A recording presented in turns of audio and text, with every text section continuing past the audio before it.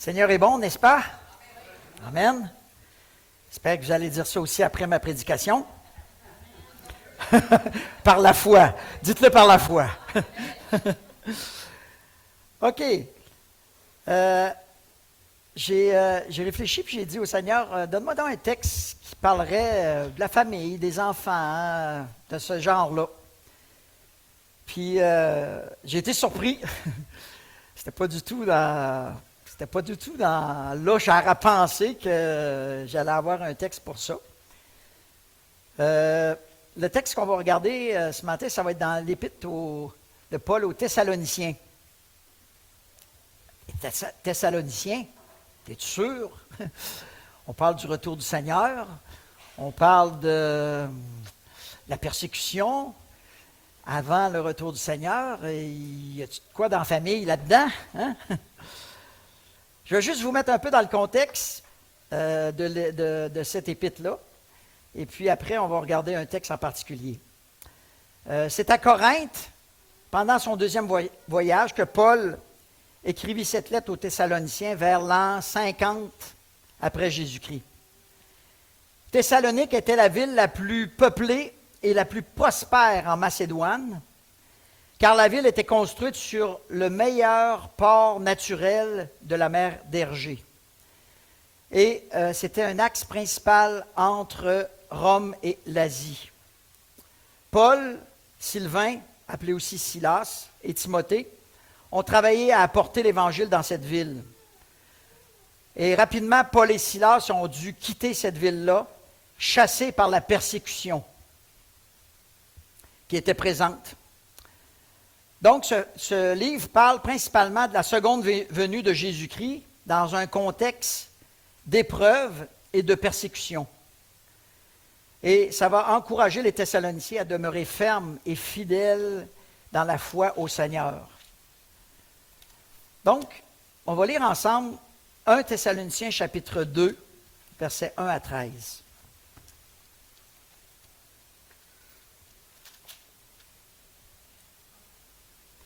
« 1 Thessaloniciens 2, versets 1 à 13. Vous savez vous-même, frères, que notre arrivée chez vous n'a pas été sans résultat. Mais après avoir souffert et après avoir été maltraités à Philippe, comme vous le savez, nous avons pris de l'assurance en notre Seigneur pour vous annoncer l'Évangile de Dieu au milieu de bien des combats. Verset 3, nos exhortations ne provenaient ni de l'erreur, ni de motifs impurs, ni de la ruse, mais comme Dieu nous a mis à l'épreuve pour nous confier l'Évangile, ainsi nous parlons non comme pour plaire aux hommes, mais à Dieu qui éprouve les cœurs. Jamais, en effet, vous le savez, nous n'avons usé de paroles flatteuses, jamais nous n'avons eu de cupidité pour mobile, Dieu en est témoin.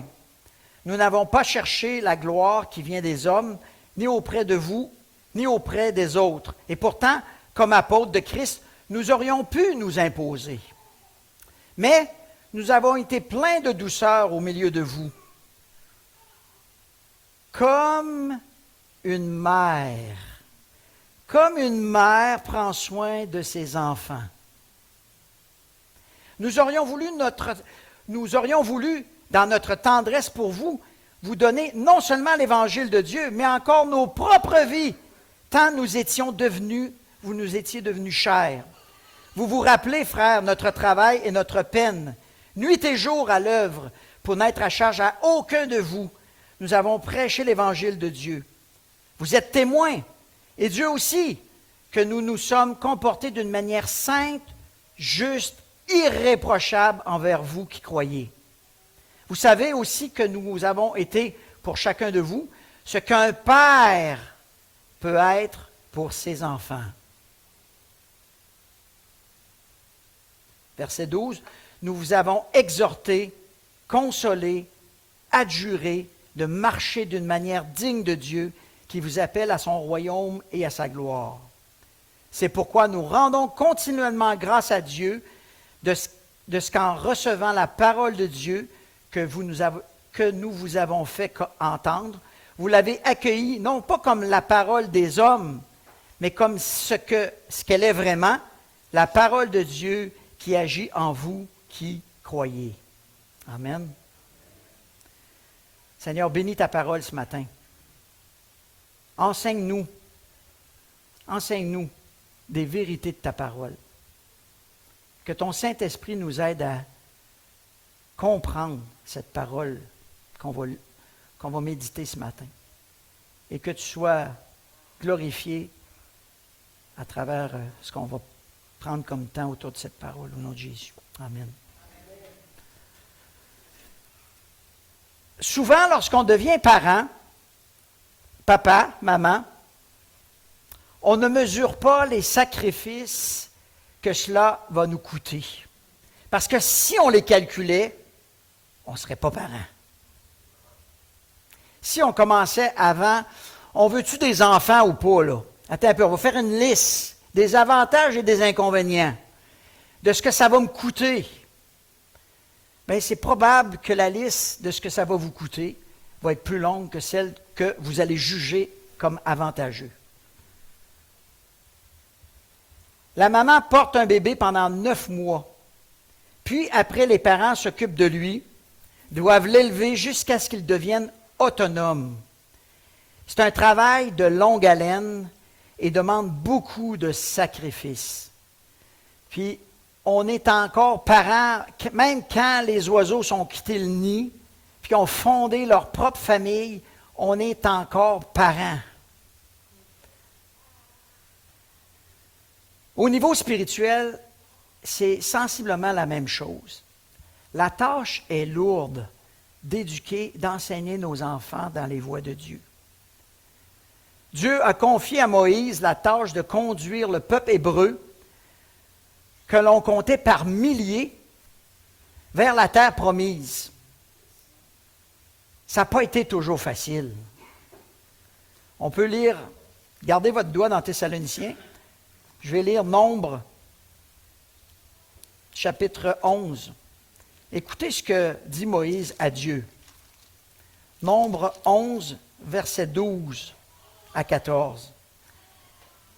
Nombre 11, 12, ça dit « Est-ce moi qui ai conçu tout ce peuple? Est-ce moi qui l'ai engendré pour que tu me dises « Porte-le sur ton sein, comme le tuteur porte un nourrisson, jusqu'au territoire que tu as juré à ses pères de lui donner? Où prendrai-je de la viande pour en donner à tout ce peuple? Car il pleure auprès de moi en disant « Donne-nous de la viande à manger. Je ne puis pas à moi seul porter tout ce peuple, car il est trop lourd pour moi. » Il y avait des journées que ce n'était pas facile pour Moïse. C'était vraiment pas facile. Puis, en tant que parent, il va y avoir des journées où vous allez vous identifier à Moïse.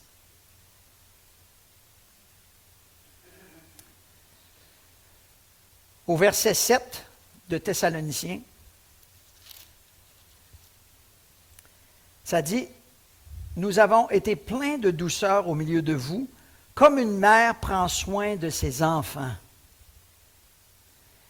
Nous aurions voulu, dans notre tendresse pour vous, vous donner non seulement l'Évangile de Dieu, mais encore nos propres vies, tant vous nous étiez devenus chers. » L'apôtre Paul se compare à une mère. Le verbe ici, en grec, qui dit « prendre soin », comme une mère prend soin de ses enfants, le terme veut dire ici réchauffer à l'aide de son corps. Appuyer sur toi, réchauffer, prendre soin, réconforter.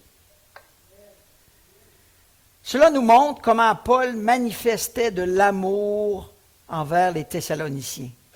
Beaucoup de tendresse, comme une maman envers ses enfants. Avez-vous remarqué que quand un enfant se fait bobo, il va souvent vers maman plutôt que vers papa? Parce que papa va dire « Non, non, c'est pas grave, on va souffler dessus, c'est correct, c'est correct. » Mais la maman, elle prend soin. Puis elle console, puis elle écoute, puis elle rassure.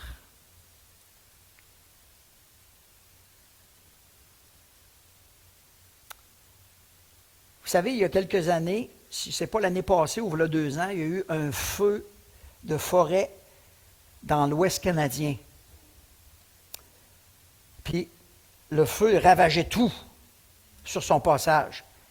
Les animaux, particulièrement les oiseaux, la maman, si elle a des oisillons, puis qui ne peuvent pas se sortir du feu parce qu'ils ne volent pas encore, qu'est-ce qu'elle va faire? Elle va les ramener en dessous de ses ailes, puis elle va les couver, puis elle va les protéger.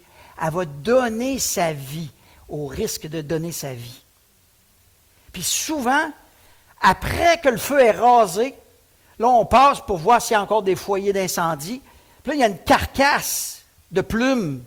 Puis on donne un coup de pied là-dessus. Puis la première chose qu'on s'aperçoit, il sort des petits bébés qui ont été protégés par la maman. La maman n'est plus là. Elle est décédée, elle est carbonisée. Mais elle a donné sa vie pour ses petits. Ça, c'est une maman. Paul dit que pour les Thessaloniciens, il s'identifie à eux de cette façon-là.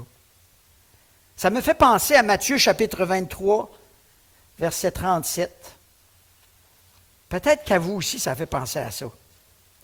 Matthieu 23, verset 37 dit cela. « Jérusalem, Jérusalem, qui tue les prophètes et qui lapide ceux qui te sont envoyés. Combien de fois j'ai voulu te rassembler tes enfants, comme une poule rassemble ses poussins sous ses ailes, mais vous n'avez pas voulu. » Jésus qui dit qu'il est prêt à donner sa vie pour nous protéger, pour nous garder en vie. J'ajouterai Galates chapitre 4, verset 19, où Paul va dire, « Vous êtes mes enfants, j'endure pour vous une fois encore les douleurs de l'enfantement. » Il n'est pas en train d'accoucher une deuxième fois, mais ça fait aussi mal quand il voit ses enfants qui boitent, qui ne marchent pas avec Dieu. Jusqu'à ce que Christ soit formé en vous, dit Galates chapitre 4, verset 19. Vous savez, les leaders de ce monde cherchent à satisfaire leurs besoins leurs besoins personnels et utilisent les autres à leur propre fin. Ils sont en autorité et ils profitent de la place où ils sont. Qu'on ne voit pas ça dans l'Église. Il ne faut pas voir ça dans l'Église. Parce que Christ nous a donné l'exemple d'être serviteurs les uns des autres. Que dans sa grâce, ceux qui sont leaders dans l'Église puissent suivre son exemple de serviteur. Dans notre texte de 1 Thessaloniciens, chapitre 2, verset 9, « Vous vous rappelez, frères, notre travail et notre peine, nuit et jour, à l'œuvre. Maman, papa, et particulièrement maman, nuit et jour, la responsabilité. Quand l'enfant est malade, nuit et jour, on va voir s'il a baissé de température, il fait-tu de la fièvre. On ne dort pas. On ne dort pas parce que l'enfant n'est pas bien. Nuit et jour. Paul dit que nuit et jour à l'œuvre pour n'être à charge à aucun de vous. Lui, il a dit, moi j'ai tout fait pour ne pas vous être à charge. Au contraire, je vous ai servi.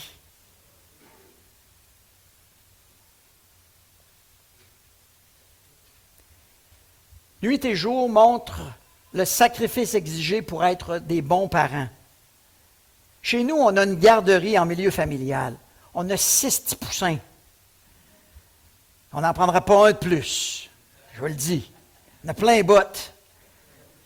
Mais, quand arrive 5 heures, 17 heures, c'est fini! Là, on prend un petit souper tranquille, on relaxe durant toute la soirée, puis on apprécie pas être parent de tous ces enfants-là. Mais la job a continué à la maison pour les parents qui viennent chercher leurs enfants. C'est pas 8 à 4, c'est nuit et jour. C'est nuit et jour. Être parent, c'est jour et nuit, c'est exigeant. Puis ces parents-là ont besoin, que vous avez vu ce matin, puis les autres qui sont dans l'Église ont besoin de notre soutien. Chaque fois qu'il exprime un besoin, on devrait se poser la question, qu'est-ce que je peux faire pour les aider? Parce que la tâche est lourde, la responsabilité est grande.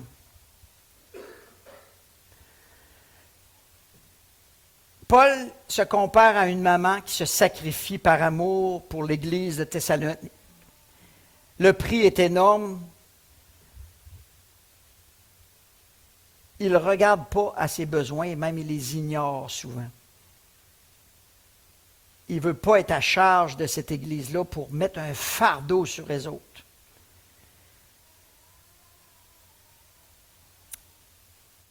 Et il va dire au verset 10, « Vous êtes témoins, et Dieu aussi, que nous sommes comportés d'une manière sainte, juste et irréprochable envers vous qui croyez. » Je ne pourrais pas faire plus que ça. C'est ça que ça veut dire en d'autres mots, ce que Paul dit ici.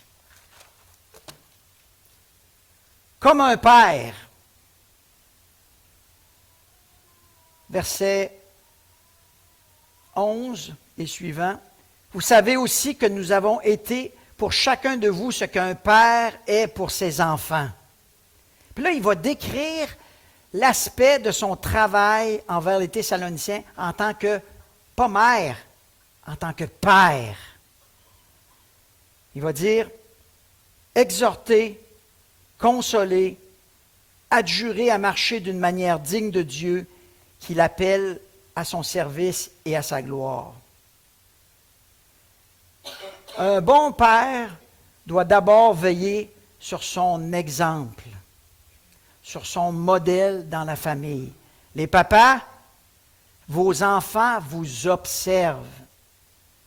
Ce que vous faites parle plus de ce que vous dites. Ils vous observent et ils regardent comment vous vivez en dehors de l'Église, en dehors du dimanche matin. Ça parle beaucoup du lundi au samedi. Votre comportement parle beaucoup. Paul dit qu'il a été irréprochable, juste, comporté d'une manière sainte. On devrait s'inspirer de l'exemple de Paul. Il faut donc veiller sur nous-mêmes et sur nos enfants. Si une maman apporte la douceur, la tendresse, j'ai envie de dire l'amour sacrificiel, le papa, lui, doit encourager, exhorter, consoler lorsque l'enfant vit des difficultés, des échecs, puis a besoin d'être encouragé. L'exhorter, c'est l'aider à progresser, apprendre de ses erreurs, l'instruire, le diriger vers le bien. Et parfois, ça revient au père, toute la notion de discipline et de correction. C'est la tâche du père. Verset 13, il va dire, « C'est pourquoi nous rendons continuellement grâce à Dieu de ce qu'en recevant la parole de Dieu que nous vous avons fait entendre, vous l'avez accueillie non comme la parole des hommes, mais ce qu'elle est vraiment, la parole de Dieu qui agit en vous qui croyez. » Vous savez, Dieu nous a donné une grande responsabilité, mais il nous donne aussi ce qu'on a besoin pour l'accomplir. Il nous a donné la parole de Dieu, qui n'est pas une parole d'homme, mais les instructions de Dieu, comment élever nos enfants selon Dieu. Paul va rendre grâce à Dieu que les Thessaloniciens ont reçu cette parole-là, non comme une parole d'homme, mais comme une parole comme la parole de Dieu, ce qu'elle est vraiment. Vous savez, le monde, la société, peuvent vous offrir différentes façons d'éduquer vos enfants, de les élever. Mais Paul nous exhorte à suivre les instructions qu'on retrouve dans ce livre. Réalisez-vous aujourd'hui que le temps que vous investissez dans vos enfants, même s'ils sont tout jeunes, a une portée éternelle sur leur vie. Suivons le modèle de Dieu. De la même manière, par la nouvelle naissance, Dieu occupe envers nous un double rôle. Dieu, le Père, puis il agit avec son amour comme une maman. Il nous réconforte, il nous console, il nous encourage. Il fait toute la job du père et de la mère.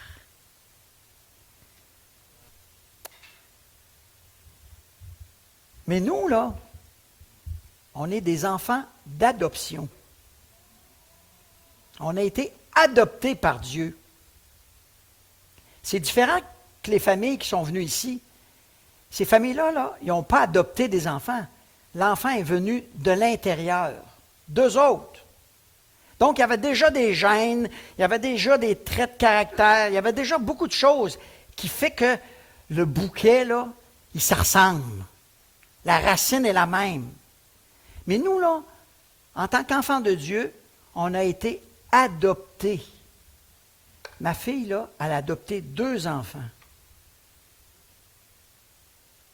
Puis de temps en temps, là, il y en a un qui a 8 ans, il réagit d'une façon extrême. Puis on se dit, mais pourquoi il réagit de même? Puis on ne peut pas dire, t'étais-tu de même, toi, chérie? Moi, j'étais-tu de même? On n'a même pas la racine, on ne sait même pas d'où elle vient. Mais en même temps, il faut être conscient que cet enfant-là, il y a eu des carences, probablement, dès sa naissance. S'il a été adopté, c'est qu'il y a quelqu'un qui l'a abandonné, qui l'a laissé à lui-même. Donc, en partant, un enfant qui naît avec des manquements. Puis nous, en tant que tels, là, on était des enfants du diable. C'était pas le meilleur parent, hein? Êtes-vous d'accord avec moi? C'était pas le meilleur parent, c'était pas le meilleur modèle à suivre. Puis Dieu, il vient nous prendre, il nous emmène dans la famille de Dieu, puis il agit comme une mère et un père. Mais vous savez, il y a des réactions qu'on a encore qui tiennent des racines. Puis ça, là, Dieu veut nous transformer là-dessus. Il s'est engagé à nous transformer. Donc, sa job à lui est bien plus dure que celle des parents. Je ne suis pas en train de sous-estimer votre job, les parents. J'ai déjà été parent, je sais ce que c'est. Mais au niveau de l'adoption, c'est encore plus défi.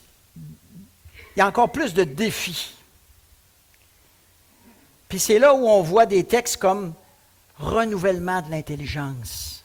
Penser et avoir la pensée de Dieu. Mon identité en Christ. Qui je suis maintenant que Dieu m'a adopté. Qui je suis. Pas ce que j'étais, ce que je suis vraiment. Puis c'est là où je vois encore plus la dépendance qu'on a du Seigneur. Parce que nos modèles ne sont pas bons. Donc, on a besoin de d'autres modèles de la parole de Dieu, puis on a besoin de lire puis de comprendre qui nous sommes aux yeux de Dieu. Le défi, je pense, qui est encore plus grand pour les parents qui font l'adoption. Les enfants ont besoin de soins. Et s'ils ne les ont pas reçus dans les premières années de leur vie, ils vont vivre avec une carence. Puis Dieu veut combler ça. C'est possible qu'à un moment donné dans votre vie, vous réalisez qu'il y a une carence parce que vous avez manqué de quelque chose. Mais Dieu, dans sa grâce, il veut combler ça. Parce que vous êtes ses enfants maintenant.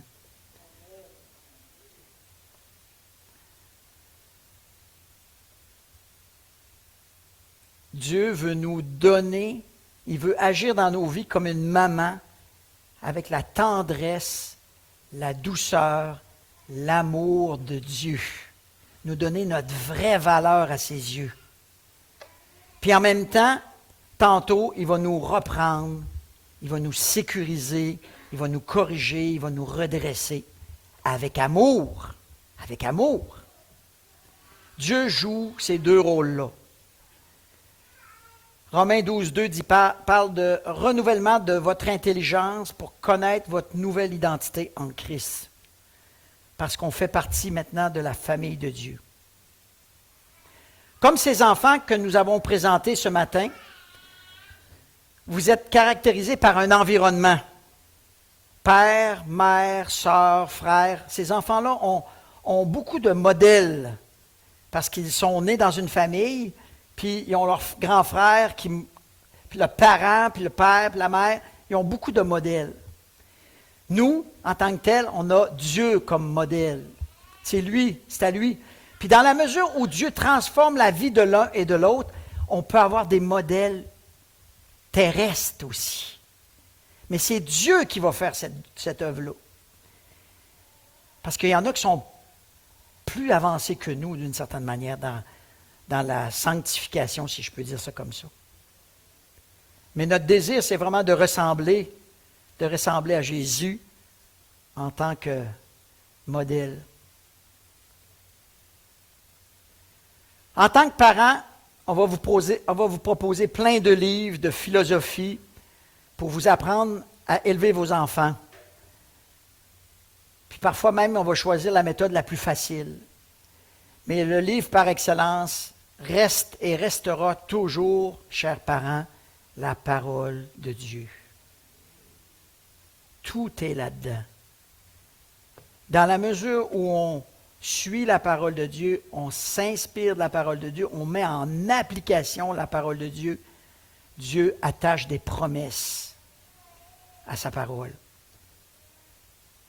Comme dit le verset 13, c'est pourquoi nous rendons continuellement grâce à Dieu de ce que ce matin, chers parents, vous êtes venus devant le Seigneur pour demander son aide. C'est déjà quelque chose de remarquable. Maintenant, en tant qu'assemblée, on doit les supporter, les accompagner, les soutenir dans leurs tâches. On ne se lèvera pas la nuit pour le bébé des Chibangous, mais on peut au moins prier pour que Dieu redonne la santé à cet enfant-là qui est malade si on apprend qu'il est malade. Donc, on peut travailler ensemble d'une certaine manière à l'œuvre de Dieu. Et comme il dit au verset 13, c'est pourquoi nous rendons continuellement grâce à Dieu de ce qu'en recevant la parole de Dieu que vous nous avez fait entendre, vous l'avez accueillie non comme la parole des hommes, mais comme elle l'est vraiment, la parole de Dieu qui agit en vous qui croyez. Amen. Amen. Que le Seigneur bénisse sa parole et qu'il nous aide à la mettre en pratique, afin qu'on soit des bons modèles pour nos enfants, puis qu'on s'inspire de Dieu pour jouer le rôle qu'on doit jouer sur cette terre. Prions. Puis Brice, tu prépareras le chant, on va terminer avec un chant. Seigneur Jésus, je te rends grâce parce qu'on avait besoin d'un modèle de papa. On avait besoin d'un modèle de maman. Et tu joues ces deux rôles-là, Seigneur. Tu viens nous donner ce dont on n'a pas reçu. Et je te rends grâce que la nouvelle naissance nous ouvre ces horizons-là, nous donne accès à ces privilèges-là. Ta parole est parmi nous. Ta parole s'est fait chair. Elle est venue parmi nous, pleine de grâce et de vérité. On l'a contemplée. Maintenant, elle est assise à la droite de Dieu. Elle plaide pour nous. Elle prie, elle intercède pour nous dans nos différentes tâches, mais particulièrement dans la tâche d'être parent. Seigneur, inspire-nous par ton esprit afin de pouvoir faire, agir selon les principes de ta parole dans notre rôle de père et de mère. Au nom de Jésus. Amen. Amen. On va terminer avec un chant qui parle de la parole, l'importance de la parole de Dieu.